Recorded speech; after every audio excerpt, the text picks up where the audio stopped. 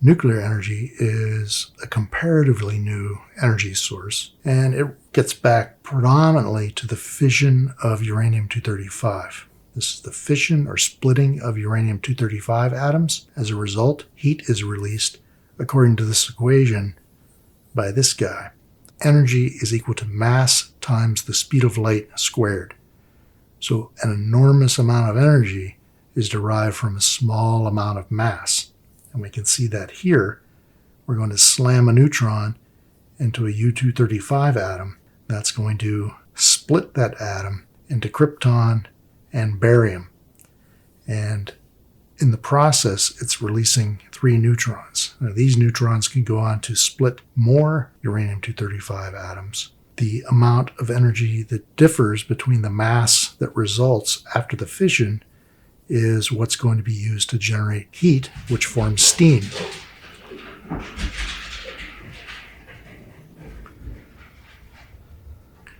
So this energy that's generated after the mass difference from the splitting of the atom is going to drive turbines, and the spinning turbines generating a magnetic field, which ultimately becomes electricity. So we're going from the splitting of the atom back to a more traditional steam approach for generating electricity. The combination of the two is fairly effective. In terms of energy reserves, the most mineable ore is uraninite. This uraninite is still relatively common. There are about 240,000 quads of uraninite available, fairly easy to get to in the world. There are a couple of problems associated with nuclear energy. One is that the environmental contamination generated by nuclear energy lasts for a very, very long time. We're not talking hundreds of years, we're talking tens of thousands to hundreds of thousands to millions of years. There are waste disposal problems. There's no good plan in place for waste. Lots of ideas, of course, like putting them in old salt mines and just allow the salt to collapse around the nuclear waste. That'll be cool for a while. Eventually, someone's going to dig into that salt again and hit these barrels of nuclear waste, and won't that be a surprise? And there are security concerns. What if someone was to steal that nuclear waste to use it to build nuclear weapons? Either a sophisticated weapon, a fissionable weapon, or a dirty bomb. This is an image from a Rio Tinto mine in Namibia.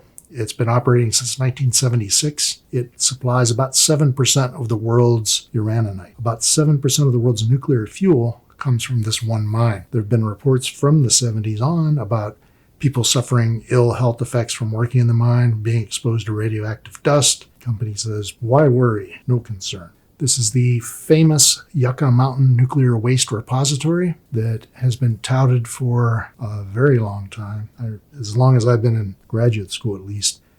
Going to the Geological Society of America convention every year, wherever it is, there would be a Yucca Mountain display where there are a group of people. They're trying to talk you into the safety of this. Now, what's wrong with it? It's in porous rock. It's heavily faulted and fractured.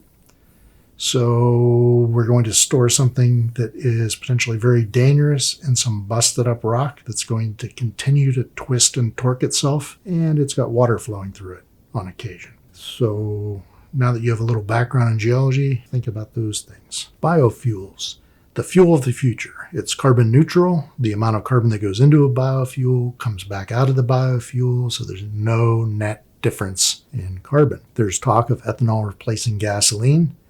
I doubt it. Ethanol doesn't contain as much energy as gasoline. Ethanol is expensive to make compared to gasoline, and it actually does damage to engines that aren't designed specifically to work with ethanol. So by putting mixtures of ethanol and gasoline in your car, you're degrading some significant things in your car. And it costs about almost a gallon of gas to make a gallon of ethanol. So again, it's a bit of a smoke and mirrors, dog and pony show kind of situation. Switchgrass is a bit different in that it's a biofuel that is easy to grow.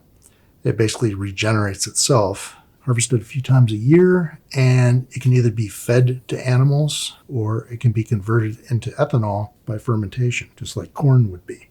It's closer to being profitable. Hydroelectric energy requires water and gravity. hydrostatic head behind a dam, produces pressure that can turn turbines and generate clean, inexpensive electricity. It's worth about 2.7 quads a year in the United States. It's significant, but not a major component of our power system, either in Canada or the US. And while it's clean and inexpensive, it doesn't come without cost. It turns out that there's a very significant supply of nutrients coming from the oceans, traveling into forests, carried by fish, like salmon.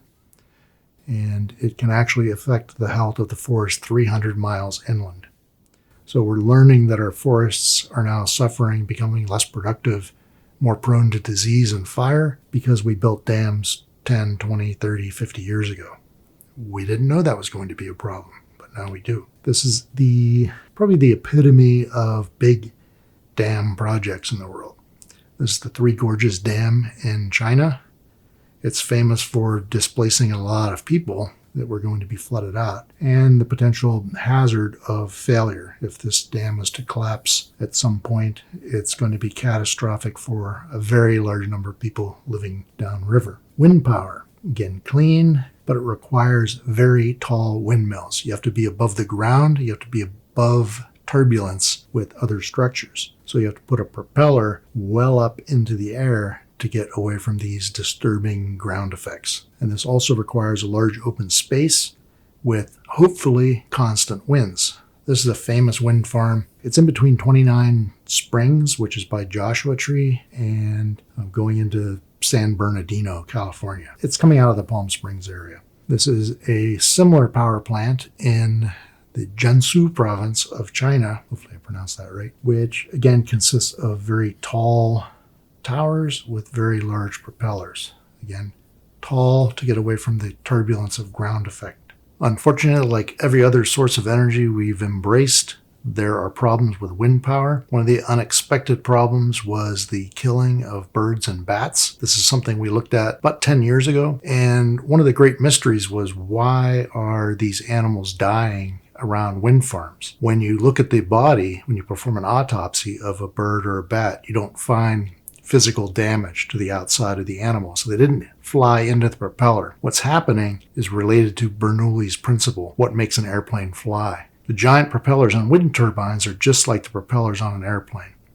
So they introduce the same effect on the atmosphere. There's a low pressure wave and a high pressure wave.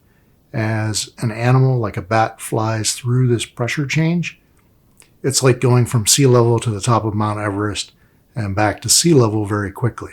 Results in pulmonary hemorrhaging. So essentially their lungs are exploding. And this is why, again, we don't see physical damage on the animals. It's something that we're hoping to figure out a way to mediate, keep the animals from flying too close to these propellers. And there are some experiments ongoing at this time. And we took advantage of this large number of dead bats, and we analyzed their fur to see where they came from. So their migratory routes were established, in some cases for the first time, as a result of this unexpected tragedy related to wind power. Solar energy is used predominantly for electricity generation. It says here it's risk-free and non-depletable. It's mostly risk-free and probably non-depletable. Technology is expensive, and it says inefficient. That's not quite true. It's getting more efficient every year, though. And today it's used to generate about 0.2 quads per year in the United States. So this is the conversion of incoming radiation directly into electricity, a PV or photovoltaic. That's only one form of solar energy. We'll see a couple other forms in a few minutes. This is a real solar power farm. It's about 250 acres. It's in China, you may have guessed.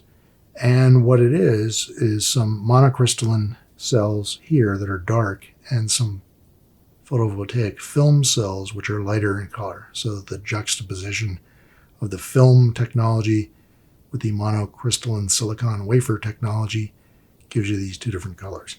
Now we can also collect heat from the sun and heat object here to a very high temperature and then move that heat into molten salt. We're going to heat up a block of salt every day when the sun's shining to a very high temperature. And that high temperature is sufficient to generate steam, which generates electricity, making that salt molten. Going through that phase change, solid to liquid, takes an enormous amount of energy, a big energy step, just like making precipitation from water vapor. And it's this phase change that's used during the night when the sun isn't shining to bring heat out of that molten block or ball of salt to continue to generate electricity in the dark. Batteries are the key to the future for things that move, like cars and motorcycles and tractors and semis, and things that don't move, that just turn in place, like refrigerators, microwaves, things of that nature. Battery power is the key. We have to store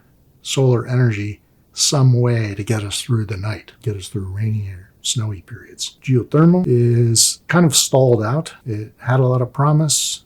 Much of that promise has been reached. And now we're in kind of a quasi-invariant time. So we're not adding much more geothermal potential these days. One of the issues is it depends on the kind of geothermal. There are a number of different ways to approach this problem of generating energy from geothermal. One of them, using natural rock that's been fractured, has ultimately some disposal problems. The water that comes up out of the ground to generate steam is not potable water. So anything we pull out of the ground, we have to deal with. We have to put it somewhere where it's not going to cause problems. So what does this mean for our future? In our future, the fossil fuel share will decrease. It says here slightly. I think it's going to actually be pretty substantial and pretty quickly, as in within the next 10 to 30 years. Petroleum for the time being will remain the largest source of energy. Coal consumption will grow the slowest, and gas consumption will grow the fastest. Nuclear energy will grow faster than fossil fuels as a whole, and renewable energy will be the fastest growing source of energy of all. So it's ultimately going to outpace all of these others. Those renewable energy, wind, solar, tidal, those kind of energy sources are going to be the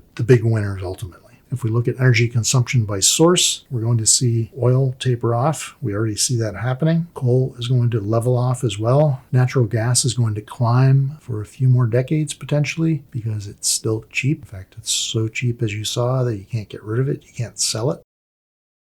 Bioenergy will increase, but I don't think much.